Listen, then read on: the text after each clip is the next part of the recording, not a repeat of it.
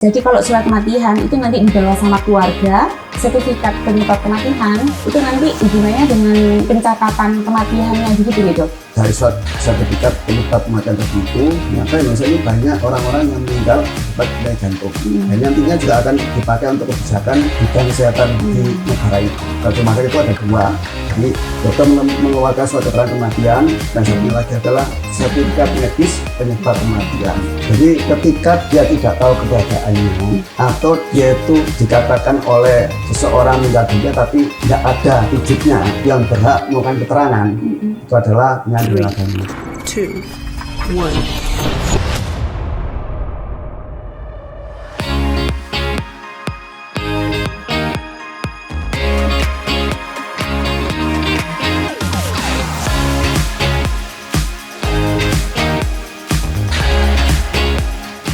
Gelombang suara kami akan meningkatkan kesehatanmu. Halo Sobat Sutomo, berjumpa kembali di podcast kanal informasi dan edukasi Sutomo bersama saya Dr. Pipit yang akan menemani Sobat Sehat semuanya. Nah, kali ini kita akan mendatangkan seorang narasumber yang sangat luar biasa. Beliau adalah Kepala Instalasi Forensik dan Mediko-Legal dari tahun 2016 sampai sekarang di Dr. Sutomo. Beliau juga menjabat sebagai Sekretaris Komite Medik di RSUD Dr. Sutomo, Wakil Ketua Etik dan Hukum di RSUD Dr. Sutomo, serta menjadi Ketua Tim Advokasi Transplantasi Organ dan Jaringan. Beliau adalah Dr. Abdul Aziz, Spesialis Forensik dan Mediko-Legal. Assalamualaikum dokter. Assalamualaikum. Sehat ya dok? Alhamdulillah. Jadi hari ini pembahasan kita adalah tentang surat kematian dan permasalahannya. Jadi sebenarnya apa sih surat kematian itu dokter? Jadi begini, para pemirsa sekalian, seseorang yang sudah dinyatakan meninggal dunia oleh yang berwenang itu akan mendapatkan dua surat yang akan diberikan kepada keluarganya. Yang pertama adalah surat keterangan kematian.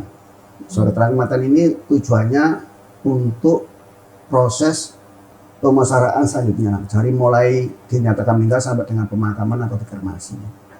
Yang kedua ada sertifikat medis penyebab kematian. Ini tidak diberikan kepada keluarga tapi disimpan di rumah sakit untuk nantinya dilaporkan ke Dinas Kesehatan sampai dengan WHO. Nah, surat ini yang sertifikat medis penyebab kematian adalah untuk statistik dan perkembangan kedokteran. Kemudian surat keterangan kematian itu juga nanti dipakai untuk pengurusan administrasi kependudukan. Jadi menurut orang awam surat kematian itu ya surat keterangan kematian yang akan diterima oleh keluarganya ketika yang berwenang menentukan orang ini meninggal dunia. Berarti ini beda dok ya, antara surat kematian dengan sertifikasi penyebab kematian. Itu beda surat ya dok ya? Beda. Jadi kalau surat kematian itu nanti dibawa sama keluarga sebagai syarat untuk pemulasaran dan administrasi, begitu ya dok ya? Sedangkan kalau yang sertifikat penyebab kematian itu nanti hubungannya dengan ini ya dok, dengan pencatatan kematiannya begitu ya dok? Ya, administrasi di tingkat internasional sampai ke WHO.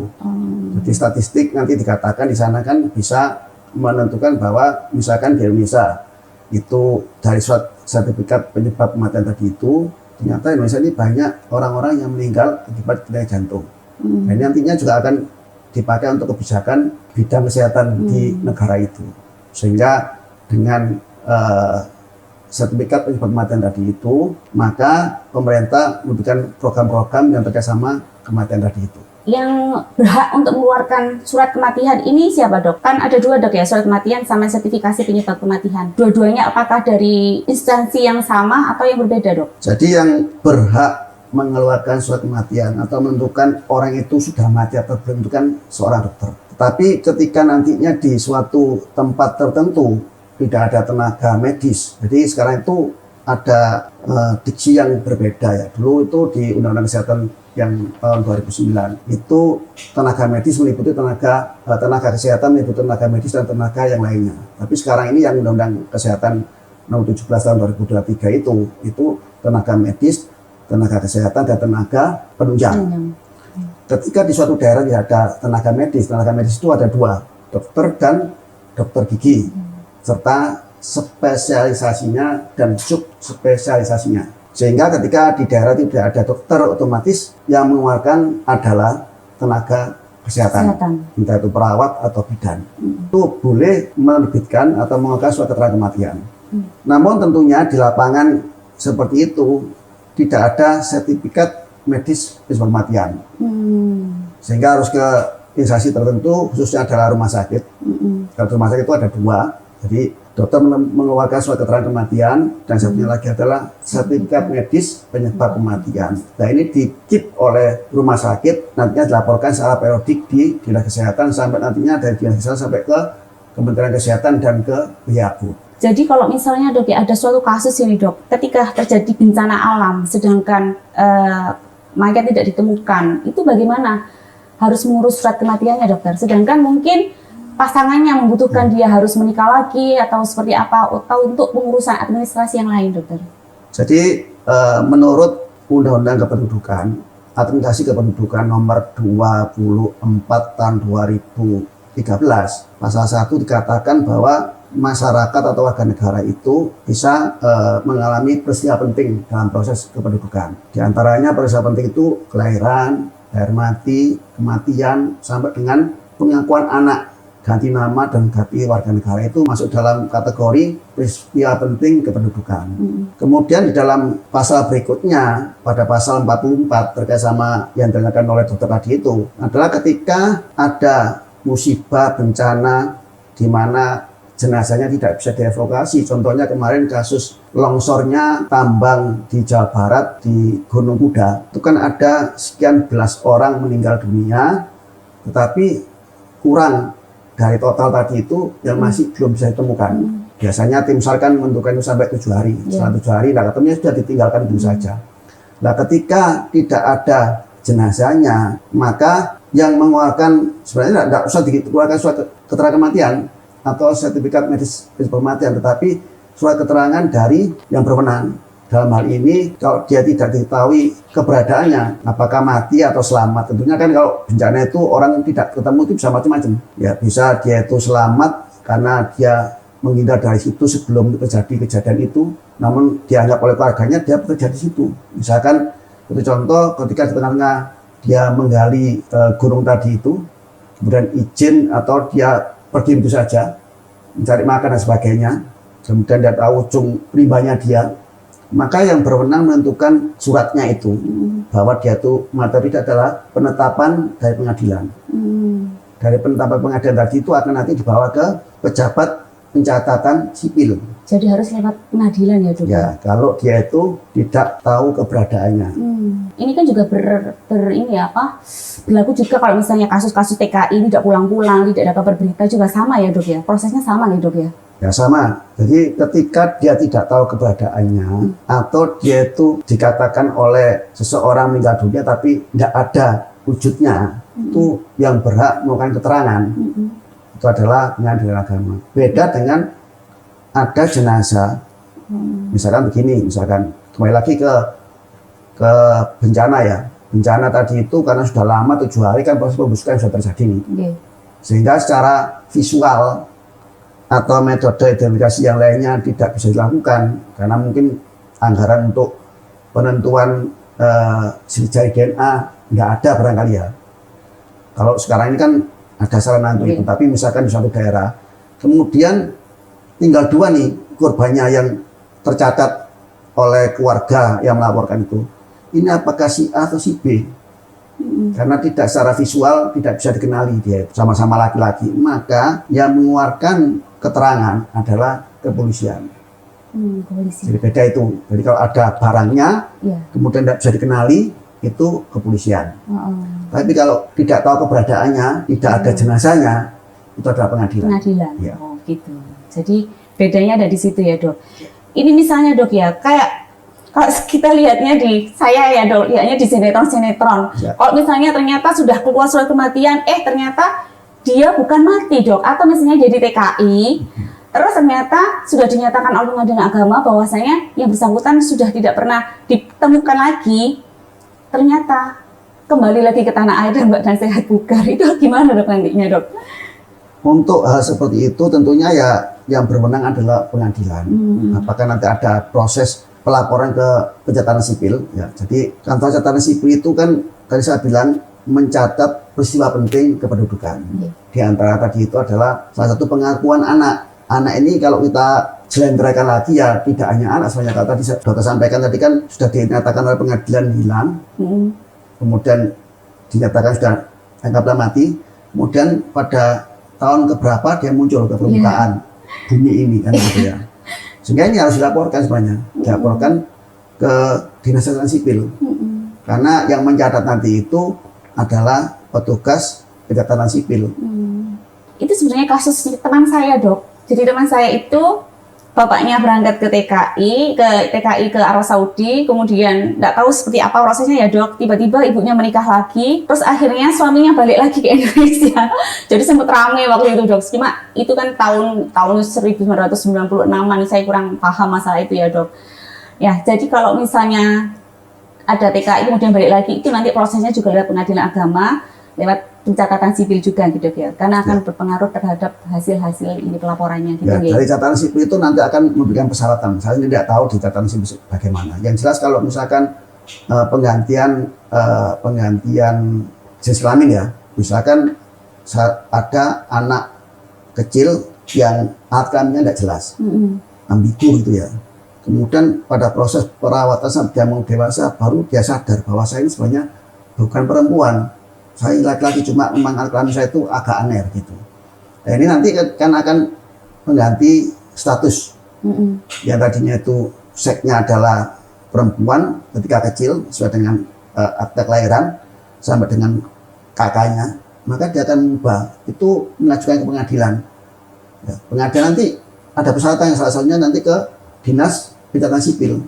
Dinas Pencatatan Sipil pun nanti akan minta surat keterangan dari dokter yang berwenang bahwa memang orang ini adalah seorang laki-laki, bukan perempuan. Nah, begitu juga dengan kematian. Kematian itu juga demikian. Jadi nanti ke Dinas Pencatatan Sipil, ya, di mana nanti yang mencatat administrasi kependudukan adalah orang-orang dari instansi Dinas Catatan Sipil. Itu menguatkan persyaratannya. Di antaranya adalah surat keterangan, baik itu kematian, kalau misalkan tadi itu sudah mati lumrah gitu ya, dokter yang menentukan meninggal dunia itu dibawa ke salah satunya persyaratan itu ada itu dibawa ke Dinas Catatan Sipil. Tapi kalau tadi itu yang dua spesial case tadi itu dia itu tidak ada keberadaannya, dia tahu, kemudian identitasnya tidak jelas, itu membawa surat itu dibawa ke Dinas Catatan Sipil atau petugas pejabat pencatatan sipil, nanti akan diterbitkan register akte kematian. Dari register kematian itu nanti akan terbitlah kutipan akte kematian yang diberikan pada keluarga almarhum atau almarhumah itu.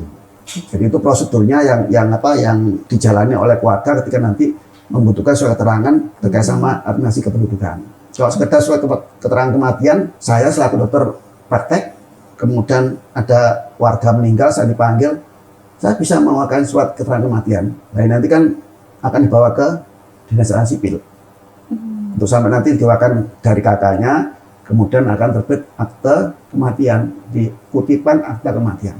Bukan surat keterangan lagi, surat keterangan kematian bukan, tapi kutipan akta kematian. Karena sekarang kan banyak akta ya.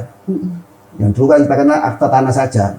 Sehingga kalau akta mesti tanah kan gitu. Sekarang akte pernikahan, akte perceraian, akte kematian, semua akte semua. Ah, ini dok ada juga beberapa kasus dok ya. Saudara saya ini kebetulan. Jadi surat kematian bapaknya itu hilang dok. Dia belum melaporkan ke catatan sipil. Terus bisa nggak ini saudara saya ini minta lagi?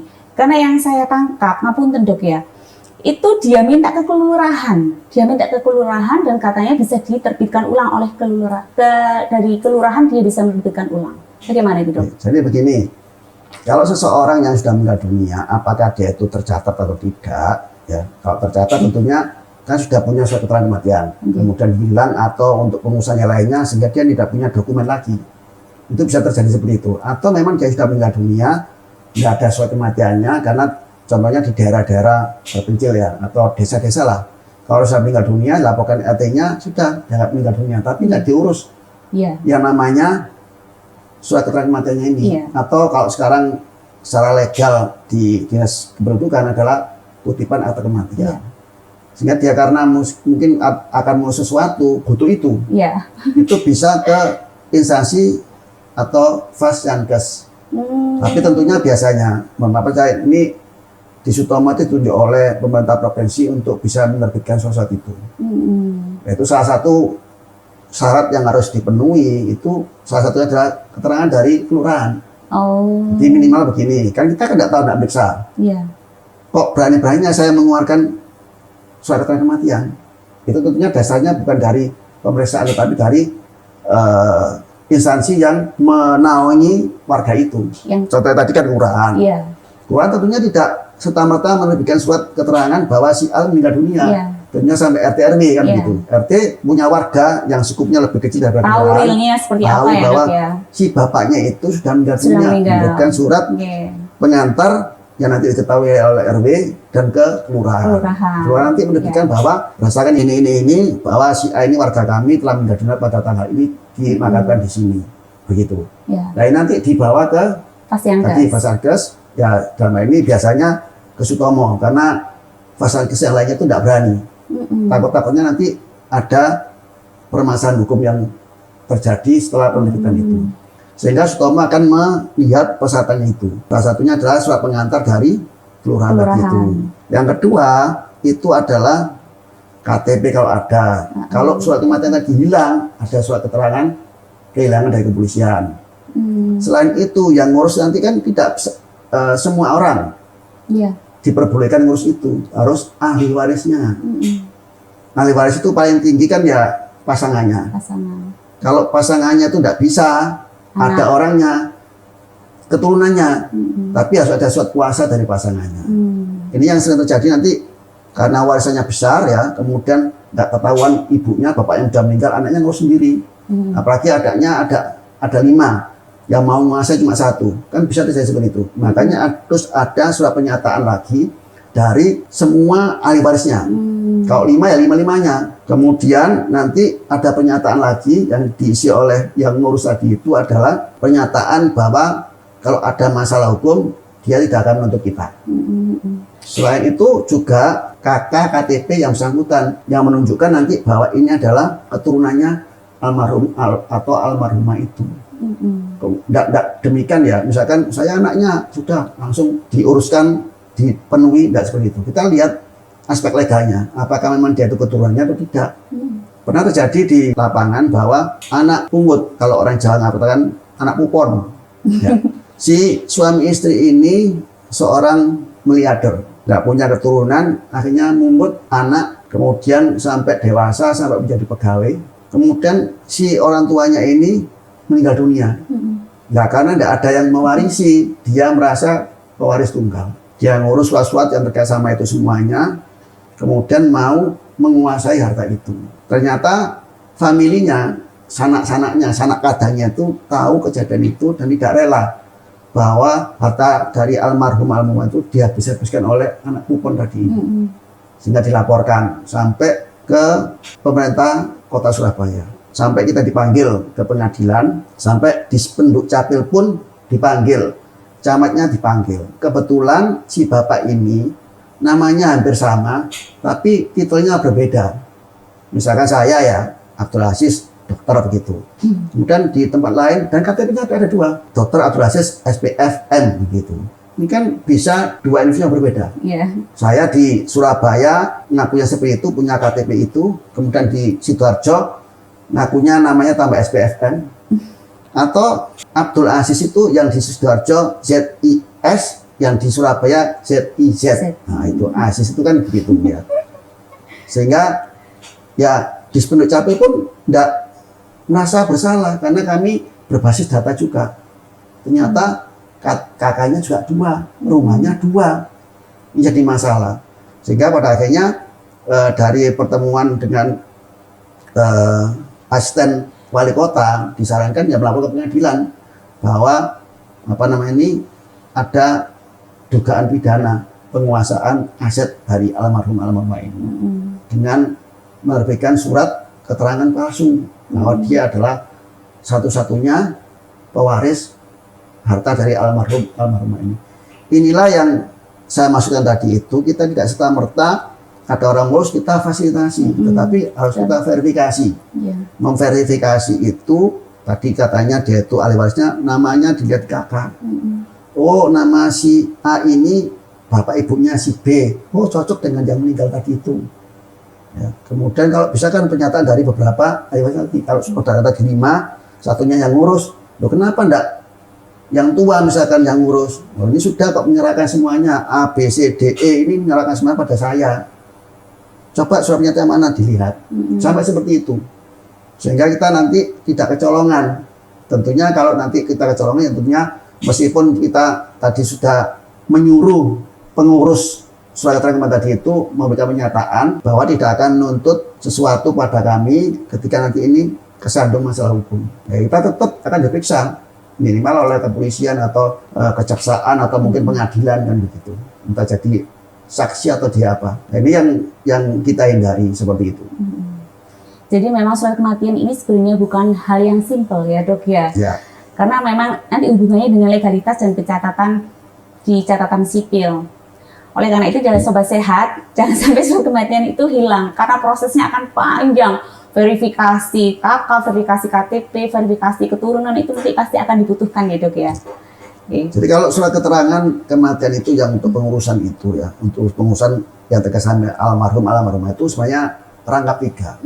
Rangkap 3. Di satu tertinggal di Fasankes itu, satu untuk pengurusan pemakaman atau kremasi, yang ketiga ini untuk pengurusan yang lainnya, misalkan punya asuransi, punya apa namanya itu penitipan apa itu, ini dipakai. Contohnya kalau misalkan kita itu sebagai pegawai negeri kan ada pengurusan taspen, itu kan juga butuh surat kematian. Nah, ini yang untuk, jadi kenapa kok rangkapnya banyak dan warnanya berbeda-beda. Jadi tidak ada dokumen yang sama, itu diduplikasi. Ya, diduplikasi menjadi beberapa lembar tapi sama plek. Sehingga di Indonesia ini warnanya berbeda-beda, ada yang putih, ada yang kuning, ada yang pink. Pink ya. Itu yang putih untuk pemakaman, yang kuning untuk ngurus yang lainnya, yang merah atau pink itu ditinggal di Fasankes untuk arsip. Kalau ada sesuatu hal, tadi seperti tadi ya, oh matinya di Sutomo, ini sudah hilang, dilihat itu dokumen, oh memang mati di sini, tapi penerbitan suratnya bukan seperti yang dulu, berbeda lagi formatnya. Seperti saya katakan dari depan bahwa tidak ada dokumen yang sama 2 kali. Misalkan ijazah saya di Pangan Rayap gitu ya, saya tuh begitu. Saya tempel di dinding ya, ijazah SD saya di Makan Rayap. Akhirnya kan rusak. Nah, untuk proses saya melanjutkan pendidikan kan tidak boleh seperti itu. Saya urus sampai ke Dikdasmen, kalau sekarang kan Dikdasmen ya, Dinas Pendidikan Dasar dan Menengah. Itu surat keterangan, bukan ijazah lagi. Ya, sehingga saya katakan tadi itu tidak ada dokumen yang sama. Bahwa ijazah diterbitkan lagi sama seperti tahun yang lalu ketika saya masih SD, tidak mungkin. Ada yang surat keterangan. Menyalahi aturan. Ya, ada surat keterangan. Baik, untuk Fasankes sendiri dok ya, tadi kan dokter sudah bilang kalau Sutomo ini adalah Fasankes yang bisa yang ditunjuk pemerintah untuk penerbitan sertifikat kematian, kemudian surat kematian juga. Terus kalau misalnya dok ternyata di Gresik misalnya, dia meninggalnya di Fasankes yang bukan Fasankes pemerintah misalnya dok, itu bisa nggak kita ngurus di Fasankes yang di RSUD di setempat atau harus ke Sutomo dokter? Ya saya sendiri tidak tahu dokumen yang ada, tapi memang menurut informasi saya sendiri tidak tahu apa namanya itu dokumen di Sutomo, tapi gubernur menunjuk Sutomo adalah Fasankes yang bisa menerbitkan surat keterangan kematian pada kematian yang bermasalah. Masalah itu bisa tadi itu hilang, bisa dia tidak punya apa namanya itu surat kematian dari awal sehingga butuh untuk mengurus sesuatu, maka perlu surat keterangan kematian itu.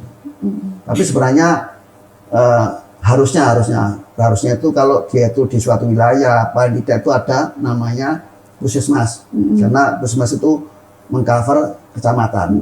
Bahkan ada satu kecamatan pun puskesmas banyak. Ya, 2 puskesmas. Nah itu sebenarnya harusnya kalau misalkan tadi kita bisa analogkan di dinas catatan sipil, harusnya puskesmas menyarankan pada warganya tadi itu untuk surat keterangan dari kelurahan harusnya. Karena kelurahan kan di bawah kecamatan. Iya. Syukur-syukur nanti bisa diketahui oleh camatnya dan sampai ke puskesmas. Sehingga secara hukum dokter yang dari puskesmas itu terlindungi. Ini belum ada aturan itu. Belum ada.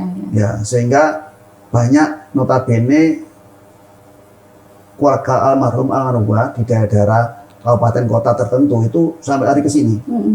Kita dulu pernah bertengkar, mohon maaf aja bertengkar data petik ya, dengan customer yang ngurus surat kematian dari Ponorogo. Kebetulan etnisnya adalah Chinese.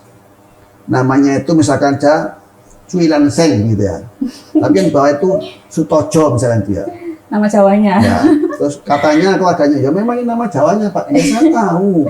Banyak orang apa namanya itu Tionghoa itu ketika di Jawa namanya diganti. Ya. Tetapi saya perlu bawa surat keterangan yang menunjukkan bahwa Cuilan Seng ini namanya adalah Sutojo. Saya dari Ponorogo Pak, begini-begini. Loh, saya tidak mau tahu sama itu. Saya penting butuh itu. Kalau tidak ada itu saya tidak bisa menerbitkan. Pada akhirnya warga yang tadi customer tadi itu kembali ke wilayahnya sana mengurus surat keterangan yang menunjukkan bahwa Cuilan Seng itu adalah Sutojo, nama Jawa si Cuilan Seng tadi Sutojo. Ternyata saya lihat kopnya itu adalah notaris. Oh. Karena surat yang diterima notaris hukumnya kekuatan hukum. Ya. Jadi bisa dipakai ya. Ya, bahkan kemarin saya itu nguruskan kakak saya meninggal dunia terkait sama deposito dan sebagainya, termasuk taspen ya. Taspen saya kan nggak deposito itu sampai harus di ACC atau di apa namanya itu legalisir oleh notaris. Jadi surat keterangan kematian dari rumah sakit itu masih butuh dilegalisir oleh notaris. Bahkan kalau tidak salah ketika itu yang di salah satu tabungan bank ya, tabungan kakak saya itu tidak butuh itu, tapi bank lain butuh itu. Bank satunya itu surat keterangan kematian tadi dari rumah sakit cuma diketahui oleh kecamatan, di legalisir kecamatan. Nah itu kan tentunya tergantung instansi masing-masing ya, apa persyaratannya itu ya harus kita penuhi, sehingga kita ya tidak kemudian gontok-gontokan, debat kusir, dan pada akhirnya tidak menyelesaikan masalah. Sehingga ketika itu saya pun ke notaris dan minta legalisir, enggak banyak sih, enggak juta-jutaan enggak, tapi tentunya ya murah dan saya kira bisa mengakomodir keinginan dari bank yang tempat kakak saya menaruh deposito itu. Oke, jadi kalau Cui Fasiankes sendiri, kalau di puskesmas memang belum ada aturan yang mengatur dokter, belum ada regulasinya untuk mengeluarkan dari surat kematian itu memang setahu saya memang belum ada dokter. Jadi memang kebanyakan larinya ke sini ya dok. Atau kalau misalnya gitu di RSUD setempat itu masih boleh nggak dok? Di RSUD kalau misalnya di Bangkalan, RSUD Bangkalan, di Pasuruan, di RSUD Pasuruan gitu boleh nggak dok? Nah, itulah yang saya katakan tadi, saya secara regulasi itu belum tahu, belum pernah membaca. Tapi di lapangan, termasuk rumah sakit, bukan hanya puskesmas, masih tidak berani menerbitkan surat keterangan kematian pada tempat-tempat yang bermasalah. Takutnya tadi itu adalah tersandung masalah hukum, nanti dibawa sampai ke pengadilan. Legalitasnya. Tetapi yang namanya sertifikat medis kematian, setiap Fasiankes termasuk di dalamnya puskesmas itu bisa menerbitkan itu, bahkan kematian yang sudah lampau, sertifikat medis penyebab kematian, sehingga nanti tahu orang ini mati karena apa, karena dibutuhkan oleh WHO data ini untuk memapping tentang kematian. Kematian itu banyak pada wanita misalkan aja daripada laki-laki misalkan seperti itu. Kemudian kalau wanita itu umurnya berapa yang paling banyak meninggal dunia, kemudian paling banyak itu oleh karena penyakit apa, itu butuh data itu. Sehingga namanya puskesmas itu bisa melakukan otopsi verbal. Kalau otopsi kan mikirnya kan dibedah mayatnya kan itu. Nah ini makanya dibedah gimana sudah dikubur. Otopsi verbal itu suatu kegiatan untuk menentukan dugaan penyebab kematiannya seseorang yang terlampau dengan tanya jawab yang diisikan oleh petugas, kemudian nanti diverifikasi oleh kepala puskesmas. Jadi petugasnya itu tidak harus dokter, tenaga kesehatan boleh, bidan perawat yang terlatih. Ya tentunya di rumah sakit baik pemerintahan maupun swasta itu ya melakukan itu. Harusnya. Jadi membuat surat sertifikat medis penyebab kematian. Ya, mungkin itu nanti butuh regulasi lebih tinggi dok ya untuk menangani atau surat kematian di puskesmas atau di rumah sakit supaya mungkin untuk memudahkan warga biar tidak terlalu jauh harus ke sini ya dok, bisa di RSUD atau di puskesmas. Karena yang saya tahu memang di puskesmas sendiri itu belum pernah ada cara pengisian sertifikat kematian dari WHO itu masih belum pernah ada dokter. Mungkin nanti ada regulasi tersendiri biar nakes-nakes kita nanti lebih handal tentunya dok ya di lapangan. Di kota Surabaya saja kita pernah diundang oleh Dinas Kesehatan Kota Surabaya terkait sama pencatatan sebab kematian. Itu dari seluruh rumah sakit itu ya, di seluruh wilayah Surabaya itu pun nggak sampai 50% yang melaporkan. Jadi undangannya waktu itu rumah sakit dokter? Saya jadi narasumber di sana, bukan mewakili Sutomo tapi narasumber dari rumah sakit Sutomo, bukan mewakili pencatatannya dari Sutomo. Nah yang hadir itu adalah kapus-kapus, kapus-kapus, kemudian rumah sakit juga. Semua pasienkes berarti. Ya, jadi puskesmas dan rumah sakit itu bukan mandiri ya, bukan praktek mandiri, itu diundang semuanya. Kebetulan ya kita diberikan kesempatan untuk menjelaskan soal kematian ini dan pengisian penyebab kematian. Jadi sebenarnya tidak mudah menentukan orang ini mati karena apa, kan tidak mudah. Kalau di forensik sih secara pasti matinya karena apa kan harus otopsi. Bahkan otopsi pun kadang-kadang tidak menemukan sebab kematian. Yang namanya negatif otopsi itu ya. Tetapi tentunya kita akan bisa menduga penyebab kematiannya apa. Jadi dugaan itu boleh, makanya tadi ada sarana untuk mengetahui dugaan penyebab kematian pada masa lampau yang dijalankan oleh puskesmas melalui otopsi verbal, tidak dibedah tapi ditanya-tanya. Wawancara ya.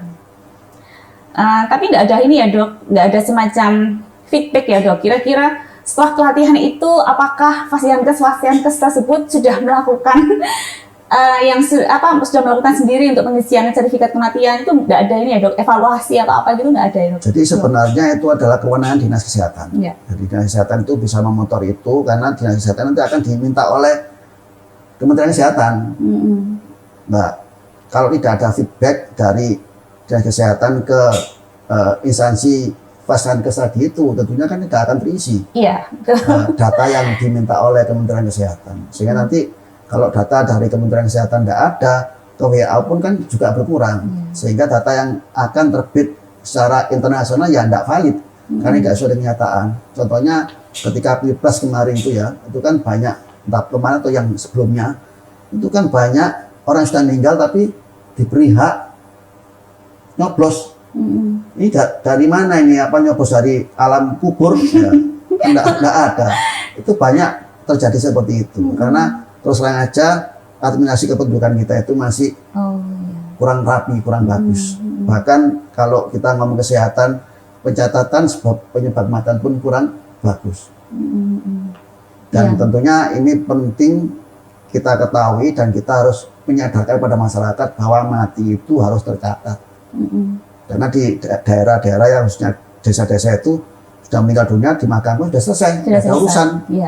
Kadang mereka masih butuh surat kematian itu karena harus ngurus BPJS supaya pembayarannya tidak terjadi terus-terusan, atau sekolah itu baru mereka urus dok. Kalau nggak ada urusannya dengan itu, rasanya mereka juga tidak akan mengurus surat kematian itu. Di dalam Undang-Undang Administrasi Kependudukan, di situ peristiwa penting itu salah satu yang saya sampaikan adalah kematian. Kematian itu secara regulasi di Undang-Undang Administrasi Kependudukan itu harus dilaporkan. Pasal 8 nggak salah itu. Harus dilaporkan maksimal 30 hari setelah orang itu ditentukan meninggal dunia oleh pihak yang berwenang. Jadi maksimal 30 hari. Mungkin secara aktual di lapangan itu kalau lebih dari itu mungkin sampai ke pengadilan dan sebagainya. Ya karena tidak ada jenazahnya kan sudah dimakamkan. Kemudian sampai ke pengadilan, dalam hal ini adalah nanti ada surat keterangan dari pengadilan bahwa nanti bisa diakomodir oleh dinas catatan sipil.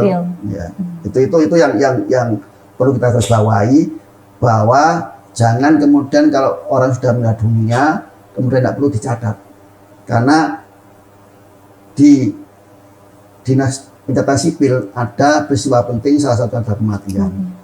Dan kenapa kok ini asumsi aja, kenapa kok maksimal 30 hari? Mungkin orang itu selama 7 hari tidak sempat, ya. masih berduka, masih ngurusi tahlilan barangkali, sehingga sibuk untuk ngurusi ke kantor sana sini, sehingga mungkin secara regulasi itu masih ada toleransi maksimal 30 hari setelah seseorang yang akan meninggal dunia.